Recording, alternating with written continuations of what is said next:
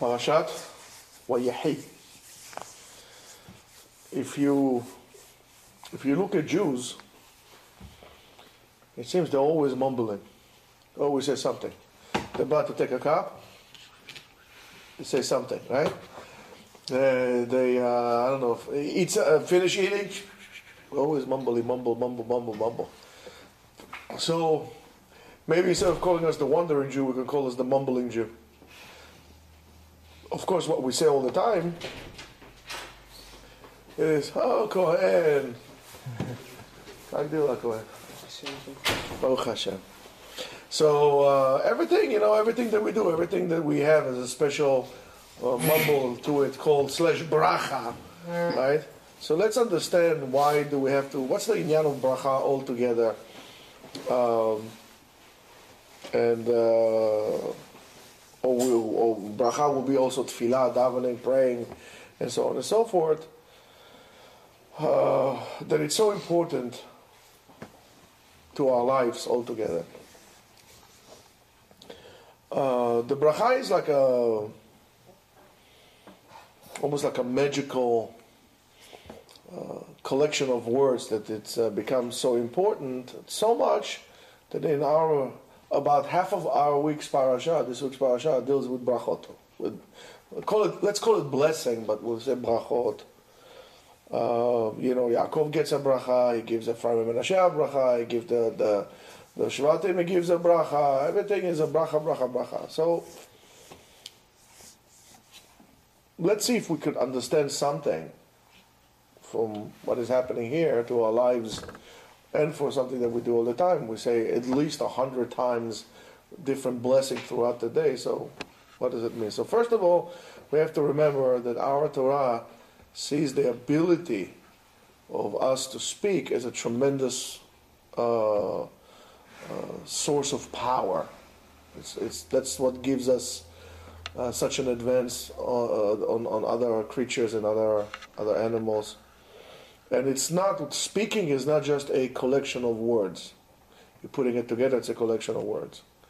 From the very beginning, the world was created with a word, with words.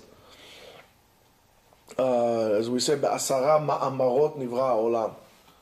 What's a ma'amar? Let's call it a paragraph. Okay, to that matter, without getting into Kabbalistic issues. When Am Yisrael is coming to Mount Sinai, he's getting the Aseret מה? הדיברות. לא Aseret HaMitzvot, Aseret HaDibrot. דיברות מלשון דיבור, speech. I mean, that by itself is a whole different sugya, why those dafka, it's called Aseret Dibrot,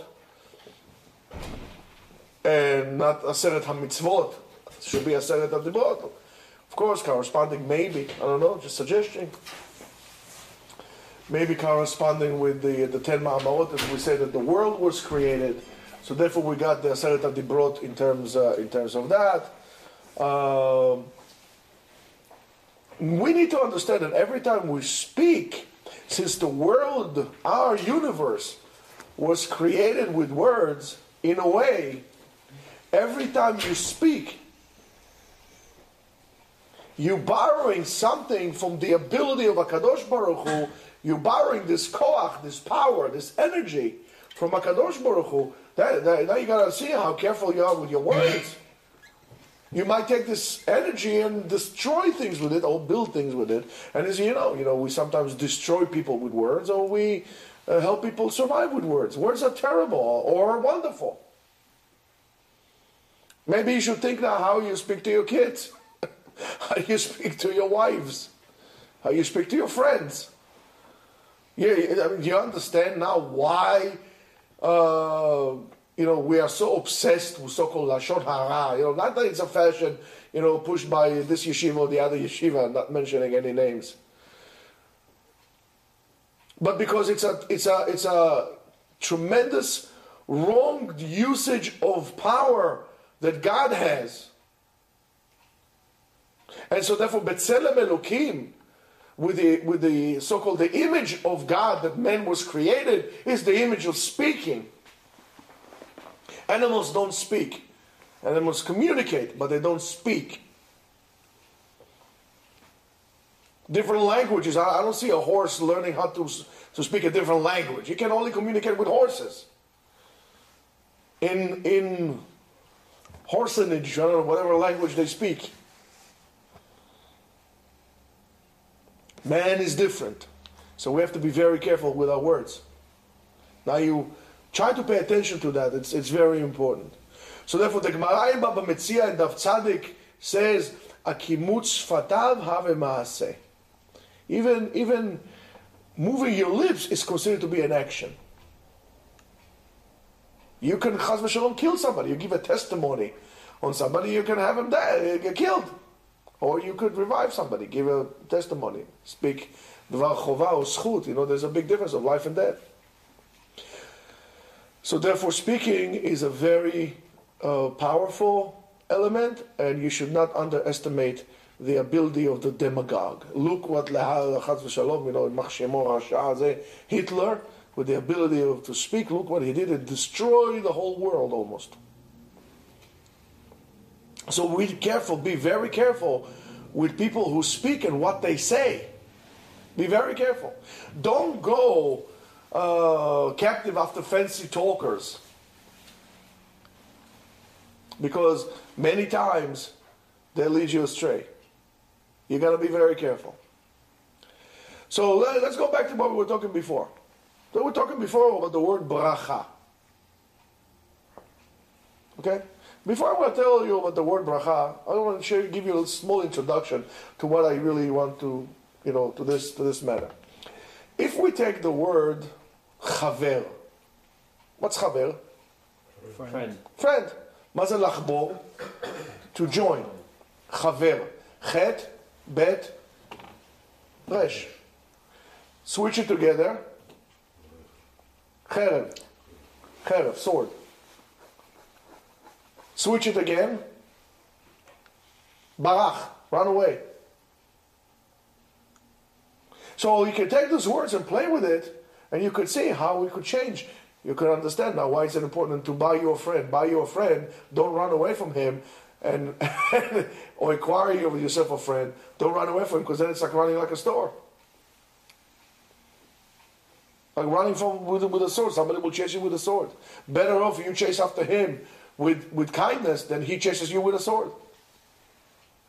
So the word bracha, and we say that in for those of us who say the Yehi Ratzon of the Ben Ish Chai before Kiddush on Friday night, the word bracha also is associated with the word berech. Berech means to bend. Bracha also sounds like brecha. Brecha means a pool, a connection, a gathering of something. Usually it's going to be water. So the word bracha and brecha comes to indicate to us, as the Ben Ish Chai brings, and we say those the Yehi Ratzon, that the bracha, when I'm giving something a bracha, or someone giving me a bracha, I'm directing myself or my action to the source of the abundance in this world, to the collection, to the reservoir of all the brachot, all the blessings that we need in order to exist. So I'm taking it from there. That reservoir needs to be maintained. So that's why you understand now why it's important if he says, a person that does this and this and this, mavi bracha la'olam. You're increasing the reservoir. Chas v'shalom. We don't want to run out of the reservoir of brachot, not only for us as individuals, not only for us as Jews, for us as humans. So we have to be involved with actions that would continue refilling the reservoir. And when we make a bracha, a specific bracha, we point or we direct to the root of that reality. And we connect that reality with its source, which is endless, like this. We connect it, right? We bring it about. And by doing so, right, we bring about the abundance in the world. Our bracha is the connection between the element downstairs, the reality that we have here, with the source of the reservoir of the blessing. We make the bracha, let's make the connection, and then the abundance comes to this world.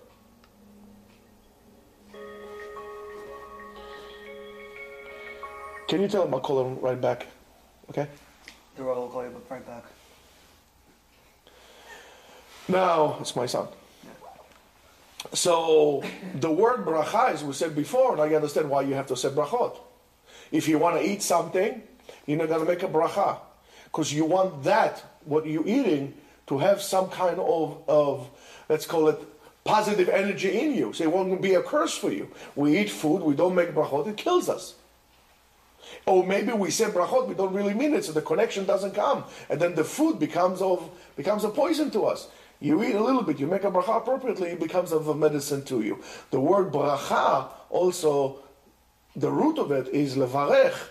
Levarech is also berech, as we said before, knee.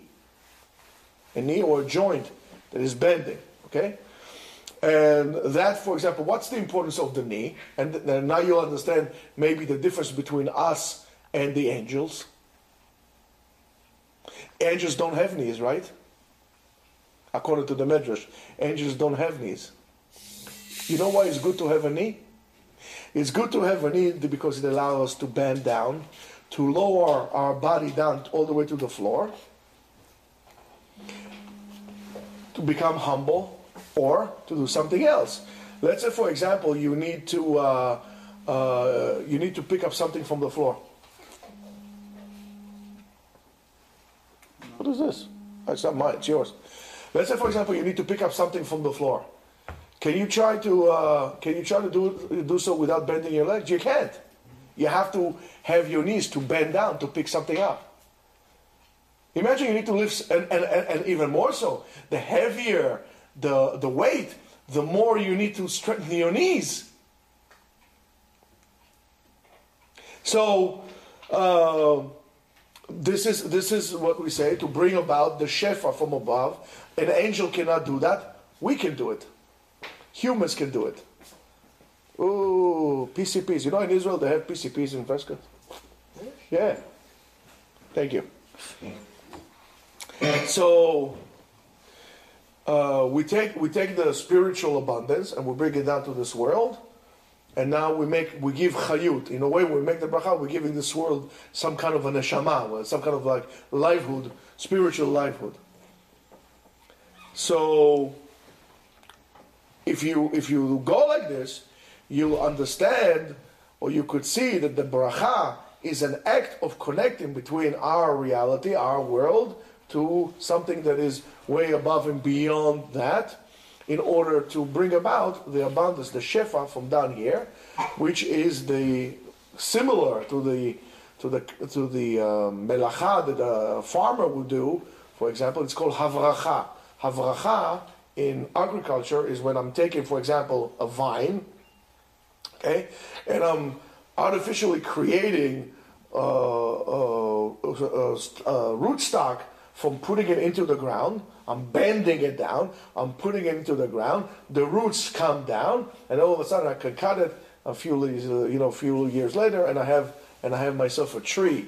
That's called havracha, and you could really see that this is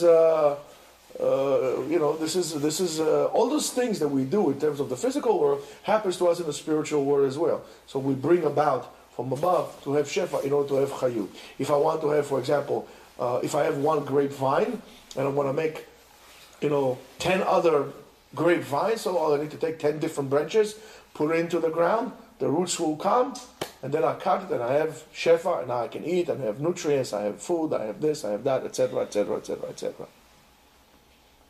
So that's when we make a bracha. Now you see how important the words are that you speak, and how important it is to say appropriate brachot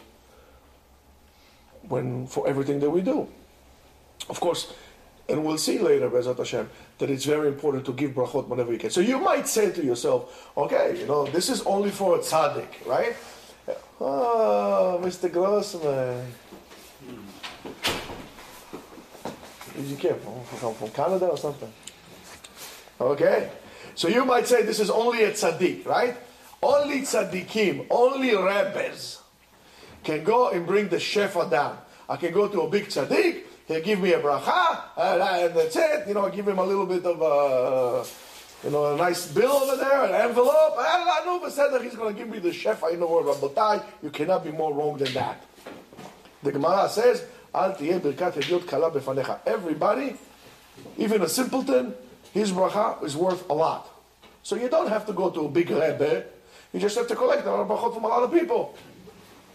So a person, because you might say, well, that tzaddik is able to identify my shorish neshama, and he's going to give me a special bracha, and so on and so forth. As the pasuk says, "Vayevarech otam ish asher ki birchato berech otam." He blessed them according to the appropriate bracha, right? And he gave Yaakov gave, and later on Moshe gave a specific bracha for every shevet according to their need, and so on and so forth. But this is not the case. As we said before, Al tiyeh birkat hediot kala befanecha. Even a simpleton's bracha is important. He has tremendous weight on it, and so on and so forth. Famous story of the Ari. The Ari and his Talmidim were sitting in the field one time, and he saw a cloud of locusts coming over the town. And they said, what happened? What's going on? So he said, there's a person who sits in a corner and he's crying, he's poor, and nobody takes care of him, and that by itself is a punishment for us. So go right away, feed him, take care of him. And they went and they fed, and then the locusts turned around and they went away. In other words, you could see that one complaint, quote unquote, of one person could bring destruction to the world. And that's why we have to be careful. That's why we have to be careful.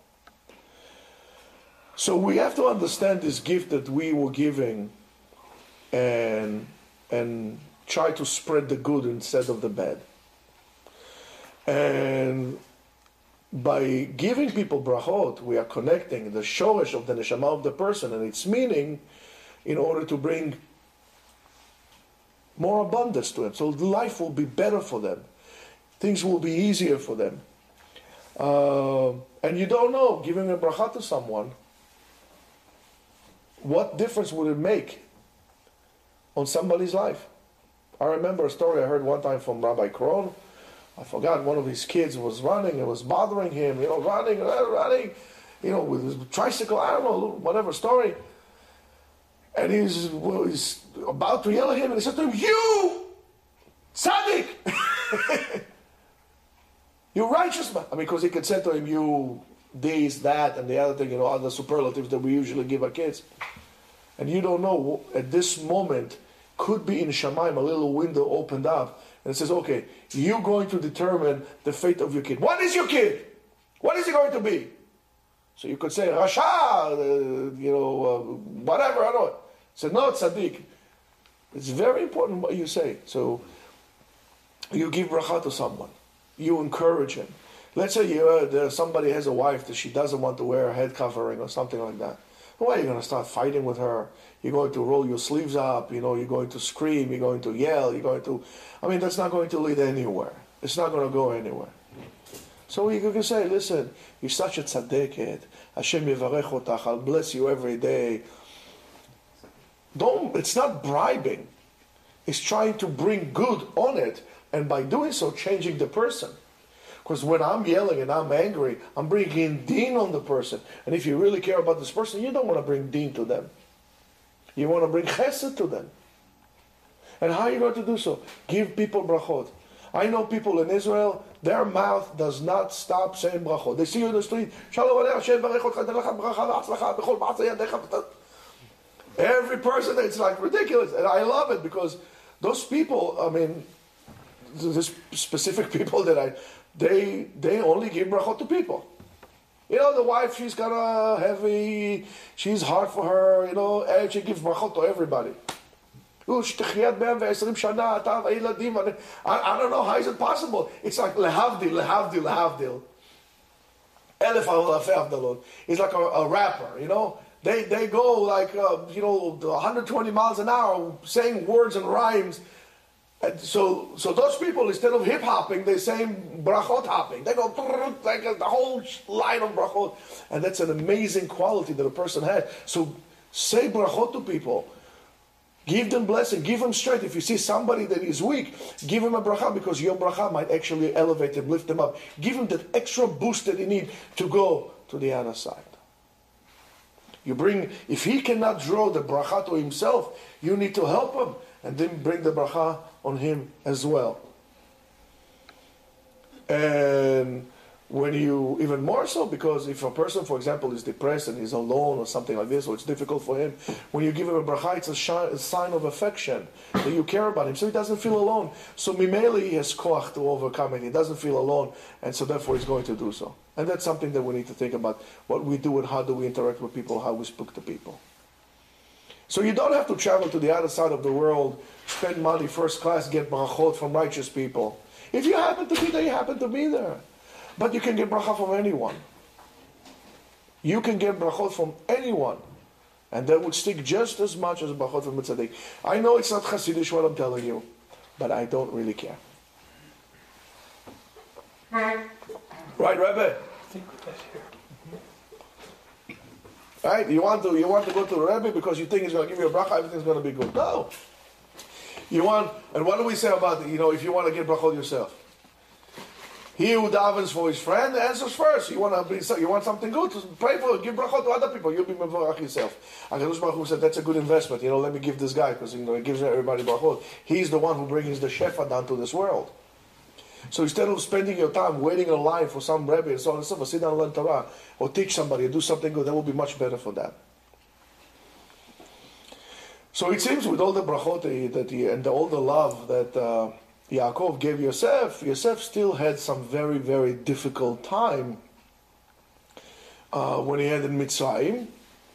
And it's quite possible, and Yosef maintained himself, okay? He was still a frum Jew, and it was, everything like this. But it seems that maybe even because of those difficulties, he was able to overcome them and to stay really who he is and really transform himself a little better.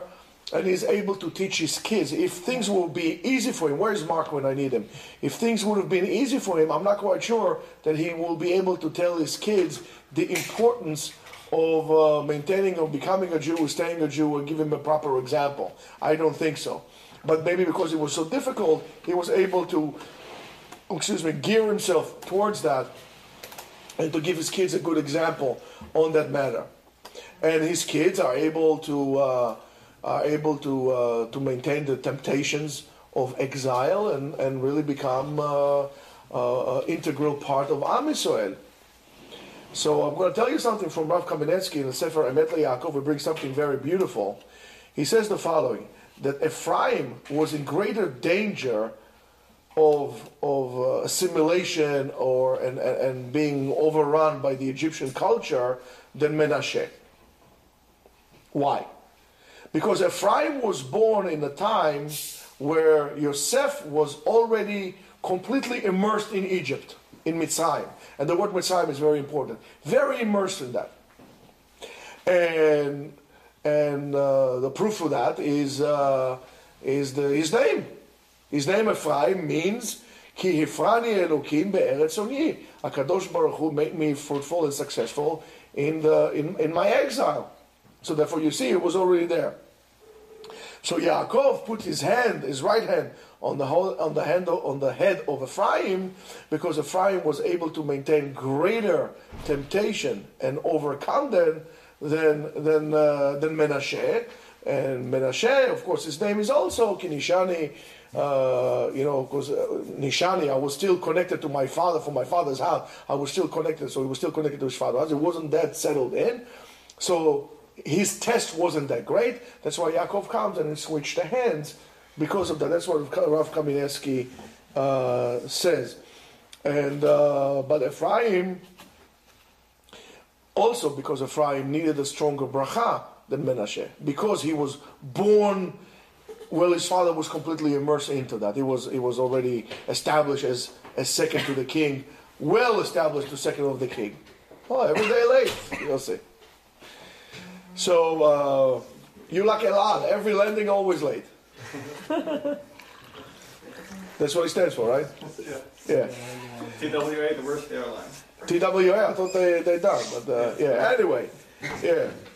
And Yaakov understood that those kids grew up in a foreign society, in a foreign country, and he needed to give them something to actually survive.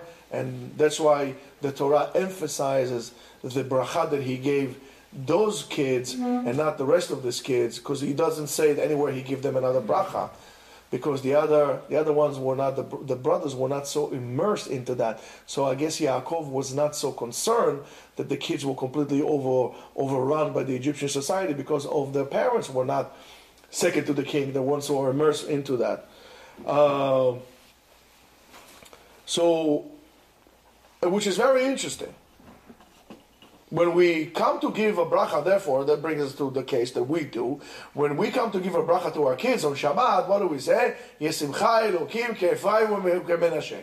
We don't say Yesimcha Elokim ke'Avraham, Yitzchak ve'Yaakov, David, Shlomo, Yosef, Aaron, Yechezkel. We don't say that. Efraim u'Menashe. Lama dafka Efraim u'Menashe?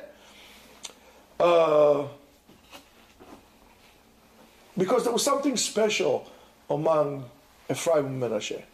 Ephraim and Menashe, not only did they grow up in a foreign environment and they were able to maintain their Jewish identity, they were also getting along together very well. They didn't fight with each other. They had harmony and they had closeness to one another, and that closeness allowed them to stay together, loyal to the derech of Am Yisrael.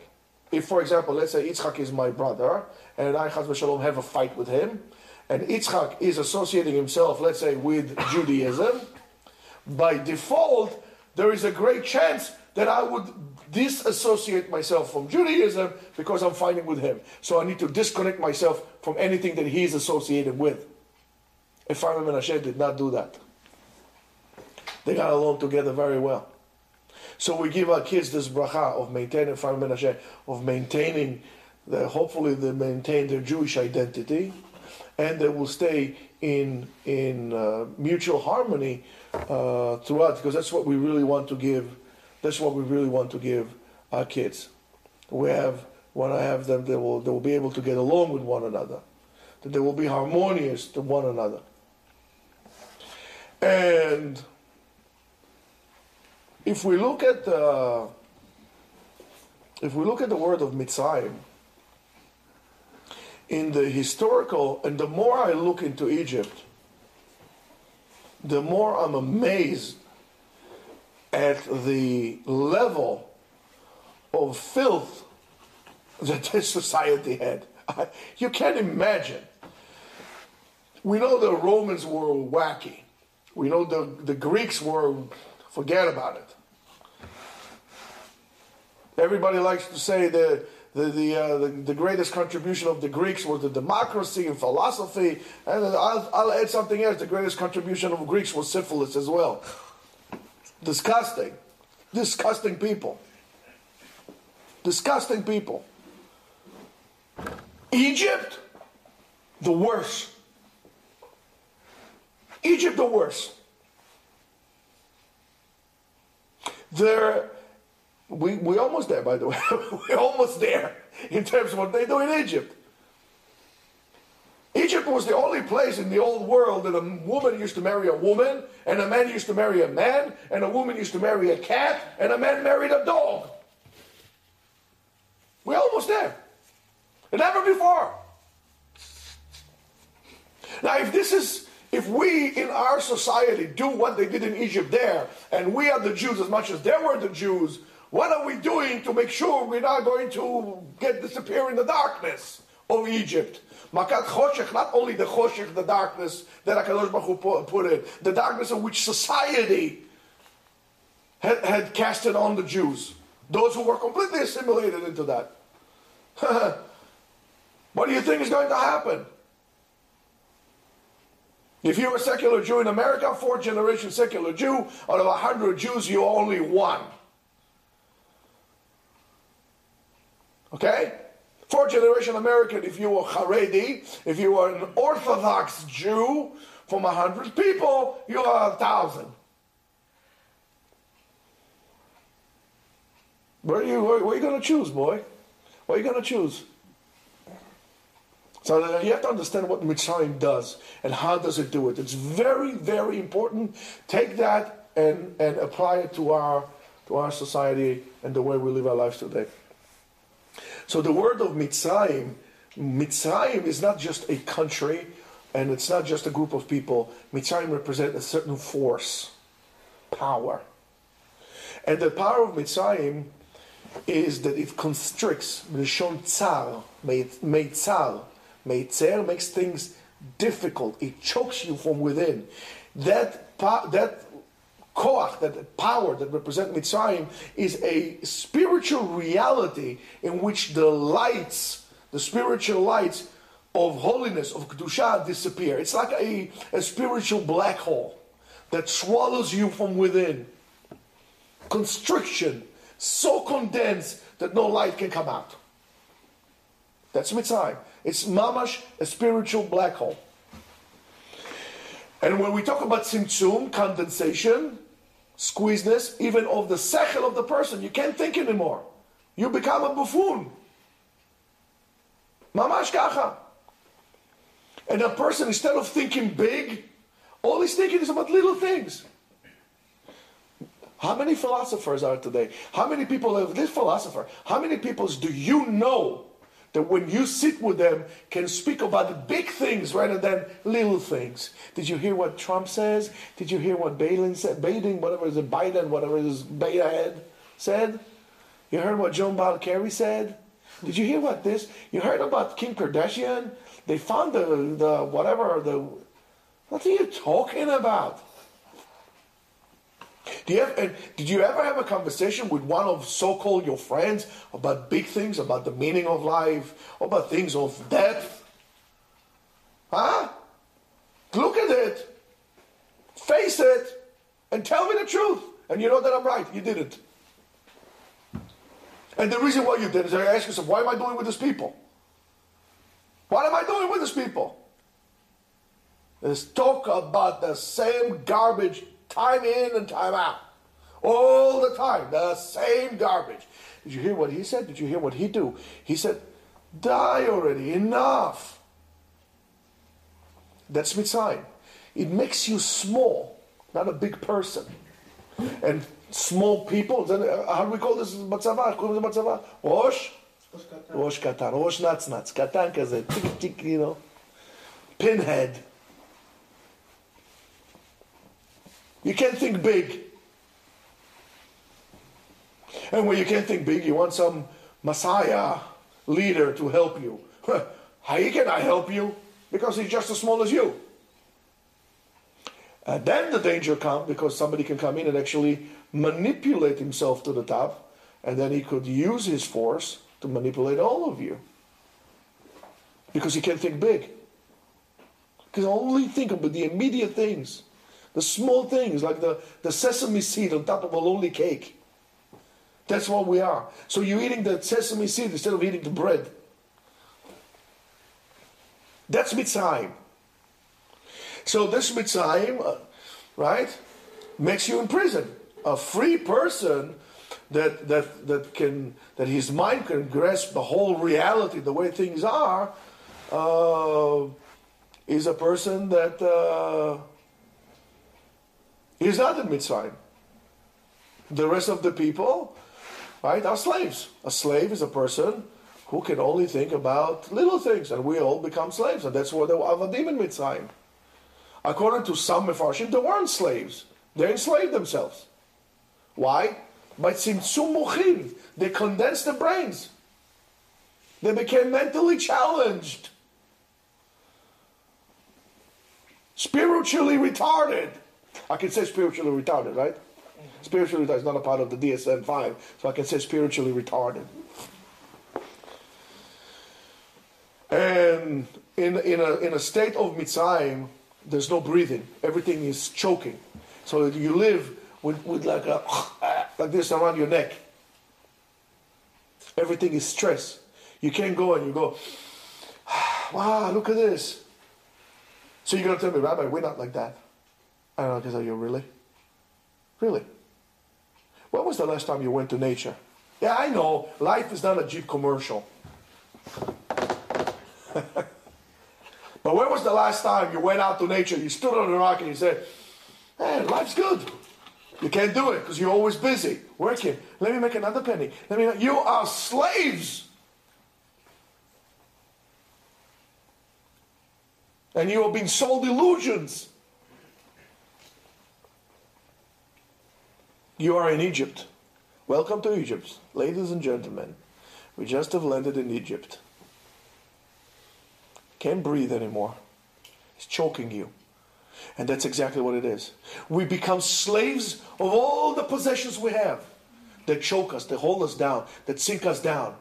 We buy bigger houses because we want to be bigger slaves. More and more, we become slaves of this mentality, the physical mentality. We want immediate pleasure, immediate gratifications. We don't want to think about anything big. And that makes us into worse than animals. Why? Because we have this ability to become so high, so noble, that it brings us all the way down. And it's bone crushing.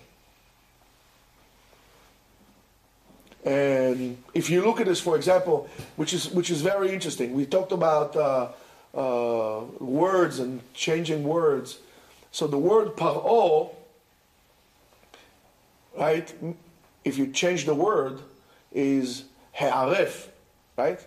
So in the ha'aref, in the less previous parashiyot, right? We were talking about ha'aref or ha'oref, which is the neck. What does the neck do? Suspends your hand, connects the head to the body, right? Let's say the spiritual to the physical, right? And allows the air to go. So the last previous parashiyot, we had 3 ministers, right? We had Sara Tabachim, Sara Ofkim, Shara Mashkim, right? Everybody, everything is connected with the throat. To drink, to eat, and to chop your head off. It's all connected with the throat. And if you take this, the words Tabachim, Sara Tabachim, Mashkim, Ve'ofim, if you take the first letter of every word, what do you get? Tameh. Impure. Tameh, not only impure, also means atum. Atum means sealed. The tum'ah seals the kedusha, does not allow it to breathe. Mitzrayim is the pit of tum'ah, doesn't allow the kedusha to breathe. That's why Yaakov Avinu was petrified. That's why he says, I got to give him the bracha. He was petrified of going to Mitzrayim. Until HaKadosh Baruch Hu told him, listen, Yaakov, Habibi, go, it's okay, don't worry, I'm with you, don't worry. Yaakov didn't want to go. Last week, didn't want to go because of that. And we need to understand that in the moach of the person, in our spiritual intellect, there are 3 parts, right? We have and the physical one. We have the moach yamin, the right lobe, which is chokhmah. Moach small, the left lobe, keneged bina, והאמצעי, the middle one, keneged dat. Chokhmah, bina, vadat. Unlike, never mind. Yes, you got it. Right? And that dot that does the average between the chokhmah and the bina, that dot spreads out all over your body. That spreads all over the body. And that's the internal shefa, the internal abundance that you have is the dot. You know things. If you have an imbalance on chokhmah or bina, your dot would not be balanced. And therefore you have a distortion in the body as well. You know, people, they know a lot, only chachamim, but they don't have the bina to understand that this is all nonsense. So they learn a lot of Greek philosophy, Greek mythology, and all kind of stuff like that. And then they become imbalanced. The shefa doesn't come to the body. And the other one around. Right? They know, but they're not willing to learn anything. They understand. I understand the Torah is important. I understand the learning Torah is important. But I don't have the chokhmah inside of me. I don't have the Torah itself inside of me. And I also become imbalanced.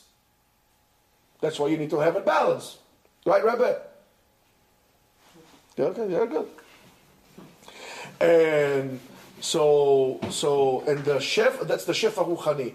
The shefa gashmi, the abundance, the physical abundance, goes through your neck, right? Because when you eat and when you drink, right, all the nutrients go through your body through this part. And Paro stands in the neck and doesn't allow. Paro stands like this and doesn't allow the abundance to spread. He grabs you tight from your neck. If you're going to try to swallow something when I'm, holding you like this, you're not going to be able to swallow. Anybody wants to try, by the way? Oh, okay. That's Paro. He doesn't allow the shefa to come down. He squeezes you hard. That's Mitzrayim. But together with that, into this narrow place, Yaakov Avinu brings life to Egypt. How does he bring life to Egypt? Yaakov Avinu brings the power of revival. How? He brought together with him the light of Eretz Israel to Mitzrayim. He took Mitzrayim to a place that life could be sustained. You could actually live in Mitzrayim, and therefore, by doing so, allowing Bnei Israel to live, to come out. How did he do so? He takes the letter of Shem Hashem, the Aleph of Elokim, and he takes the Aleph of Elokim of Galut, Gola, and he puts it into Geula, redemption. He switches things around. He brings the Aleph of Elokim. How does he bring the Aleph of Elokim into Mitzrayim? What were the actions that allowed Yaakov to bring the Aleph of Elokim? Maybe that's why the reason that Torah started with Bereshit and not with Aleph, with Bet. Because we needed the Aleph to bring it to Mitzrayim, to give us Chayut. How did he do so? It's very simple. Because the first thing that Yaakov Avinu does when he comes to Mitzrayim, what does he do? First of all, he sends Yehuda to establish Batei Midrash. Not just to learn Torah. Look at Rashi. Batei Midrash, shesham tipasek halacha. That they would know exactly what to do. They would know halacha. Yehuda goes. Yehuda was the melech. Go, Habibi, ata tilech chalutz. Make Batei Midrash. I want Batei Midrash. Your people would be poskei halacha. The people would know exactly what to do. They would not have a doubt. Learning halacha is very important. Especially here in America. Especially even in Israel. Because they galut in Israel too. Learning halacha is important. You know what to do. When you know what to do, you don't have no doubt. When you have no doubt, there's no Amalek. There's nothing. I know what to do. I have the doubt inside of me. I'm balanced between Chokhmah and Binah. I have the doubt. If I know what to do, the shefa comes. I know what to eat. I know what's kosher. I know what's not kosher. What's the big deal to eat kosher? I don't need heterim for this and heterim for that. Maybe I got a heter to eat a pork soon also.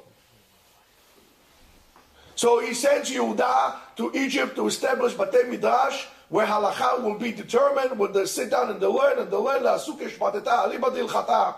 They learn Gemara la'asuk shmateta, so they can know what to do. That's A. B, he took Shema Yisrael. He says Shema Yisrael, the Yechud of Hashem, he brings it with him to Mitzrayim. The Yechud Hashem, I am going to come with Hashem with me. By sanctifying Hashem as one, I'm bringing Hashem with me. The battle cry of every Jew, Shema Yisrael, Hashem Elokeinu, Hashem Echad. I'm bringing it with me to Egypt, so I can need to do it. Again, he took the Gola. You take the word Gola, Gimel, Vav, Lamed, Hey, you put the Aleph inside, you get Geula. Rabotai, you want to be redeemed, you have to learn Torah.